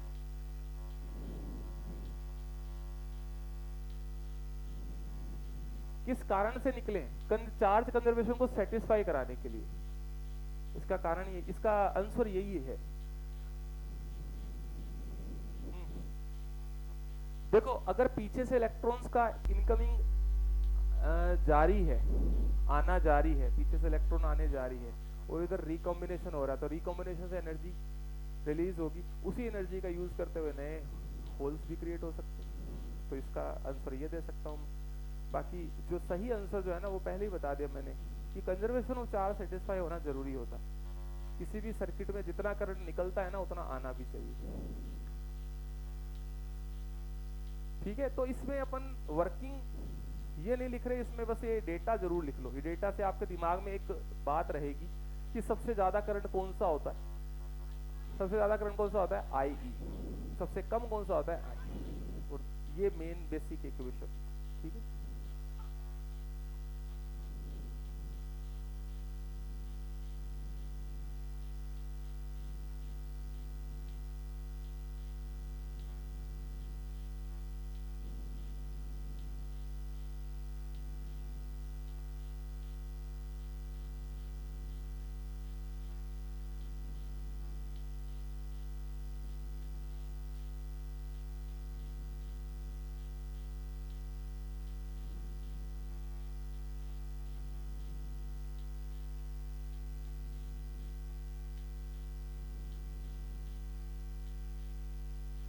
इसके बाद आप सब लोग जो है फटाफट से इसको लिख लीजिए, है ना। 3 कॉन्फ़िगरेशन होते हैं इसके।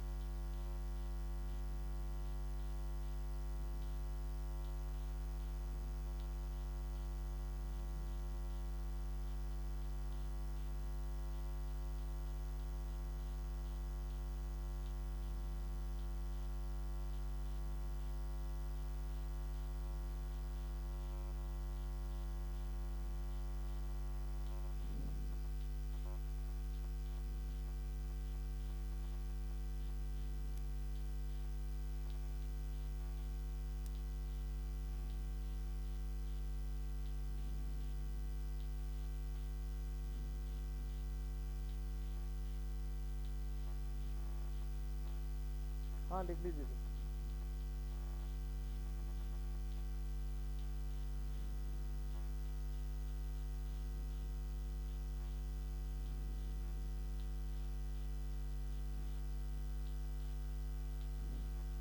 चलिए बस ये 3 चीजें लिखनी है हमको।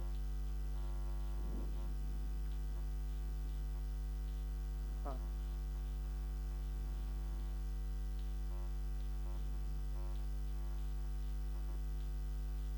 ये ना 3 इलेक्ट्रॉन जिससे निकल रहे हैं, इससे बाहर आ रहे हैं 3 इलेक्ट्रॉन। हाँ हाँ हाँ भाई ये करंट जो है ये 2 जगह डिस्ट्रीब्यूट होगा। ये 2 जो इलेक्ट्रॉन आ रहा है, 3 इलेक्ट्रॉन, वो 2 जगह जाएंगे। इलेक्ट्रॉन हमेशा वैसे ये इधर जाएंगे नहीं। इलेक्ट्रॉन किस टर्मिनल से निकलते हैं? नेगेटिव से निकलते हैं और पॉजिटिव में जाते हैं, ऐसा चलेगा इसमें, है ना।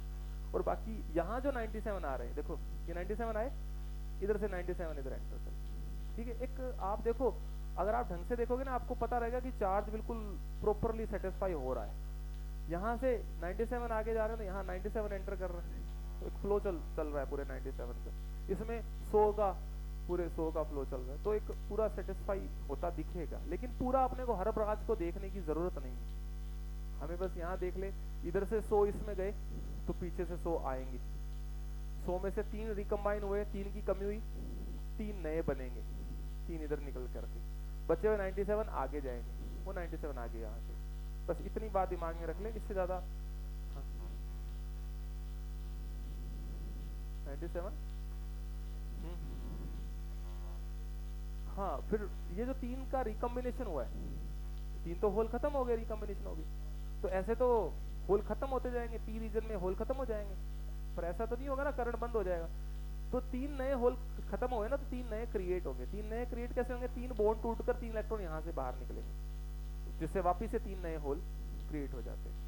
तो इस तरह से ये फ्लो चलता रहता है, ठीक है। चलिए करिए इसको। ये सिर्फ आपको इस केस में ये इक्वेशन को समझाने के लिए इतनी वर्किंग लिखी है। नीट पॉइंट ऑफ व्यू से हमें सिर्फ ये इक्वेशन काम आएगी, मैं आपको ये बात क्लियर कर दूं, ठीक है। हाँ बाकी ये जरूर यहाँ पता चल रहा है कि बेस की डोपिंग कम क्यों रखी। अगर बेस की डोपिंग बहुत ज्यादा होती, सोचो डोपिंग ज्यादा होती, या 3 की जगह मान लो 20 होल होते, तो 20 का रिकॉम्बिनेशन हो जाता, तो फिर यहाँ पर आईपी करंट बहुत ज्यादा हो जाता। हम चाहते हैं निकलने वाले एमीटर से निकलने वाले जो चार्ज कैरियर से ज्यादा कलेक्टर पर पहुंचे, तो बस ये कारण है। रिकॉम्बिनेशन कम हो बेस, रिकॉम्बिनेशन कम तब होगा जब बेस की डोपिंग कम होगी, बस ये कारण है। चलिए तो ये कर लेते हैं। तो इसमें 2 पार्ट्स और हैं, वो अपन अगली क्लास में कर पाएंगे। तो यहाँ पर अब ये जो टॉपिक है, बस एक ये टॉपिक और लास्ट है, इसके बाद इस पे कोई ऐसे नए सर्किट नहीं दिखेंगे इसमें आपको, ठीक है। यही अपना एक लास्ट टॉपिक है ट्रांजिस्टर का। आगे 2 टॉपिक और है, लेकिन ये जो नई चीजें आपको दिख रही हैं वो बंद हो जाएंगे। आगे फिर सोल्व और न्यूमेरिकल करेंगे हम अगली क्लास में। वो न्यूमेरिकल करेंगे जो कि जिनमें से एक न्यूमेरिकल आपका इस बार पेपर में 100% आएगा, क्योंकि ट्रांजिस्टर में यूं मान के चलिए एक न्यूमेरिकल आ ही जाता है और पिछली बार नहीं आया तो इस बार जो है आएगा ही आएगा। अगली क्लास में हम इस आर्टिकल के इस इक्वेशन पे बेस्ड हम 6-7 सवाल करेंगे और सारे प्रीवियस ईयर ही करेंगे। तो अभी फिलहाल हम ये देख लेते हैं ट्रांजिस्टर, जैसे डायोड था, डायोड को दो तरीके से जोड़ा जा सकता है सर्किट, या तो डायोड उसमें फॉरवर्ड बायस्ड हो या रिवर्स हो, और वो बात अलग है, वो तो मोड है। हम ये बोलेंगे कि डायोड में केवल दो तार है ना, एक पी से निकल रही है, एक एन से निकल रही है। यहाँ पर कितने तार हैं? तीन टर्मिनल्स हैं। तो ये 3 टर्मिनल्स हैं, इसमें हम जैसे वो बात कर रहे थे इनपुट साइड बोल दूं क्या इसको, उसका आंसर दे रहा हूं मैं। यहाँ पर 3 कॉन्फ़िगरेशन हो सकते हैं इस आधार पर कि हम इनपुट किसको रखें और आउटपुट किसको रखें। तो सुनो, बिल्कुल एक आउटलाइन दिमाग में सेट हो जाएगी, रटना नहीं पड़ेगा कुछ भी। सबसे पहला ये हो सकता है कि मैं बेस को क्या कर दूं, कॉमन रख लूं। बेस को कॉमन रख लूं तो बचे कौन? एमीटर और कलेक्टर। तो एमीटर और कलेक्टर में से मैं एमीटर को बना दूं इनपुट, सॉरी हाँ, कलेक्टर को बना दूं इनपुट और एमीटर को क्या बना दूं, उल्टा लिख दिया, sorry, emitter input collector output. ये वाला एरो भी यहां नहीं आएगा, सॉरी, ये के सिंबल गलत बना दिया मैंने, ये एरो चेंज कर लो। पहला कॉन्फ़िगरेशन है, अगर बेस को मैं इनपुट रख रहा हूं, बचे कौन से दो? एक एमीटर और एक। और अब इसमें आप ये सवाल जरूर पूछ सकते हो कि सर क्यों ऐसा, क्यों हम एमीटर को आउटपुट रख दे, कलेक्टर को रख दे? तो ऐसा नहीं, कॉमन बेस कॉन्फ़िगरेशन में ये फिक्स है, कलेक्टर साइड आपकी आउटपुट और एमीटर साइड आपकी इनपुट। ये इसके एप्लीकेशन पर आधारित होता है कि हम इसको क्यों आउटपुट रख रहे हैं, इसको क्यों इनपुट रख रहे हैं। ठीक है, तो हमें याद कैसे करना है, चलो दोबारा समझते हैं। 3 कॉन्फ़िगरेशन हो सकता है, या तो मैं कॉमन रखूं बेस को, दूसरा कॉन्फ़िगरेशन हो सकता है या तो मैं क्या कॉमन रखूं, और तीसरा क्या हो सकता है, कॉमन किसको रखूं? अब सुनना, अगर बेस को कॉमन रखते हैं तो बचे कौन? एमीटर और, तो आउटपुट हो गया कलेक्टर और इनपुट हो गया। ठीक है, दूसरे पे आ जाओ। मैं सर्किट नहीं बनाया, लेकिन बिना बनाए आपको मैं पूछ रहा हूं, किसको कॉमन रखा? बचे कौन? बेस और कलेक्टर। सबसे ज्यादा 99% यूज होने वाला सर्किट यही है, सबसे सुपीरियर कॉन्फ़िगरेशन यही है, कॉमन एमीटर। आपको कोई सवाल मिलेगा 0.0001% चांस है कि इस पे मिलेगा, इस पे मिलेगा 99.9%। ठीक है, सो कॉमन एमीटर में आपका 2 टर्मिनल कौन से बच रहे? तो इनपुट देते हैं हम किसको? बेस को, और आउटपुट लेते हैं। अब यहां मैं लॉजिक बता सकता हूं कारण क्या है, क्योंकि ये मोड कॉन्फ़िगरेशन यूज होता है एज एन एम्पलीफायर। और आप बताओ, इनपुट अगर मैं बेस दूंगा, आउटपुट कलेक्टर लूंगा, आईबी और आईसी में से ज्यादा करंट कौन सा है? ये कब पता चला आपको? ये कब पता चला आपको? अरे यहां से क्या पता चला था? आईबी कितने इलेक्ट्रॉन का करंट है, इसीलिए तो डेटा दिमाग में बिठाया था। और कलेक्टर करंट कितने इलेक्ट्रॉन का करंट है? 97। बताओ करंट हमेशा कौन सा ज्यादा होगा, आईबी और आईसी में से? तो अगर आप इनपुट दे रहे हो थोड़ा सा, 3 इलेक्ट्रॉन, और आपको कलेक्टर मिल रहा है 97, ज्यादा सारा, तो क्या एम्पलीफिकेशन हो रहा है? तो इसलिए क्लियर हो गया कारण। कॉमन एमीटर में कौन इनपुट हुआ? बेस, और आउटपुट कौन सा हुआ? कलेक्टर। और कॉमन कलेक्टर में कॉमन कौन है? बचा कौन? एमीटर, और इसमें भी वही चीज है, इनपुट क्या होगा? बेस, और आउटपुट क्या होगा? एमीटर। इन दोनों को अगली क्लास में लिखेंगे। यहां देखो इसको, यहां पर ये सर्किट बना दिया और मैंने साथ में 2 चीजें और जोड़ी हैं। अच्छा, बेस को मैंने कॉमन रखा है, बेस को बीच में रख लिया। जो लेफ्ट साइड है वो इनपुट को बता रही है, जो राइट साइड है वो आउटपुट को। तो लेफ्ट साइड में क्या है? तो इनपुट करंट कौन सा हुआ? IE। आउटपुट करंट कौन सा हुआ? 2 चीजें और लिखिए, इनपुट रेजिस्टेंस और आउटपुट रेजिस्टेंस। तो इनपुट रेजिस्टेंस वही रटना नहीं है, इनपुट साइड में कौन? ये R, इसको क्या लिखना चाहिए बोलो? RE। तो इनपुट रेजिस्टेंस कौन सा हुआ? RE, और आउटपुट रेजिस्टेंस कौन सा हुआ? RC। ठीक है, तो आपको साफ साफ सवाल में लिखेगा input resistance RE, output resistance RC। आगे बात करें, अच्छा आगे लिखते हैं करंट गेन। गेन या कितना टाइम्स एम्पलीफिकेशन हुआ है। चलो मैं आपको एक एग्जांपल देता हूं। मैंने दिया 5 एम्पियर और मुझे मिला 50 एम्पियर, कितना टाइम्स गेन हुआ? सब बताओ क्या हुआ? 5 दिया और मिला 50, कितना टाइम्स गेन हुआ? 10 टाइम्स हुआ। कैसे निकाला? कैसे निकाला? 50/5 किया क्या?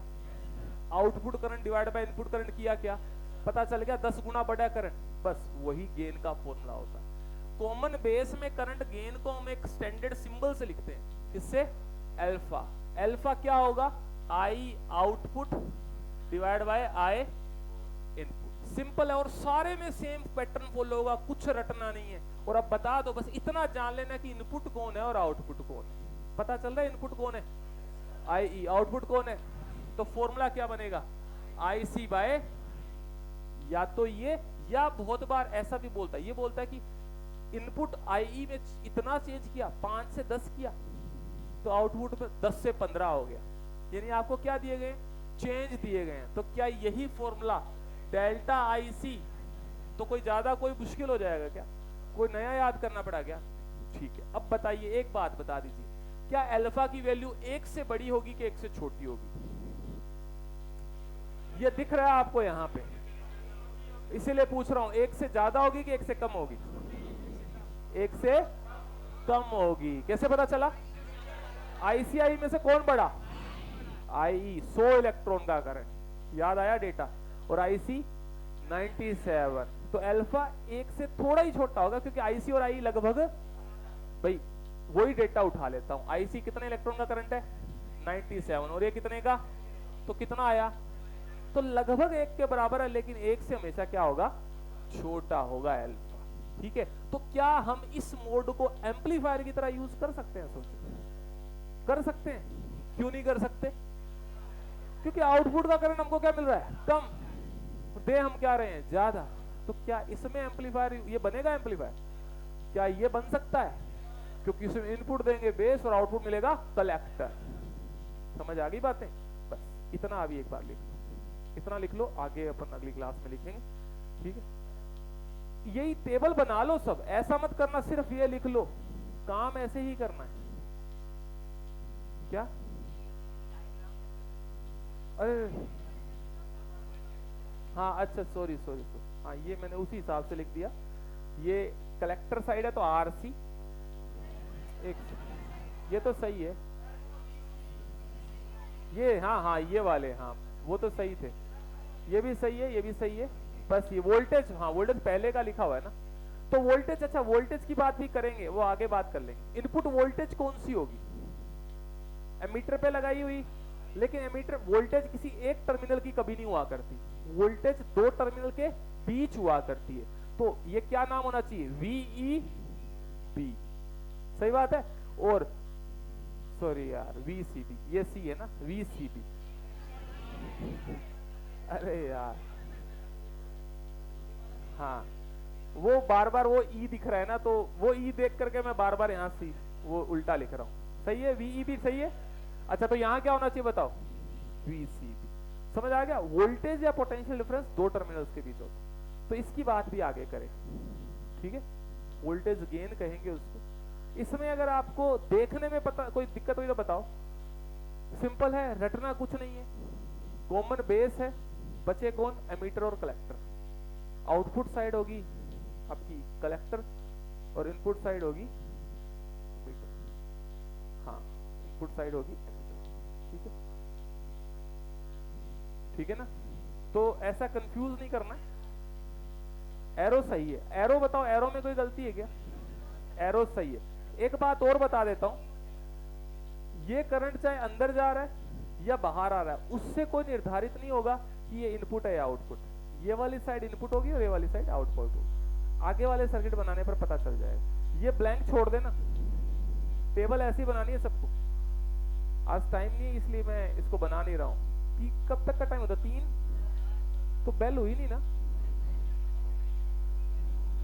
हाँ, वही मैं सोच रहा था टाइम के हिसाब से। तो चलो कोई बात नहीं, ठीक है, इसको आगे कैरी ऑन करेंगे और इस पे सवाल करेंगे, इन फॉर्मूलाज पे और इस पे। ठीक है, चलिए, थैंक यू।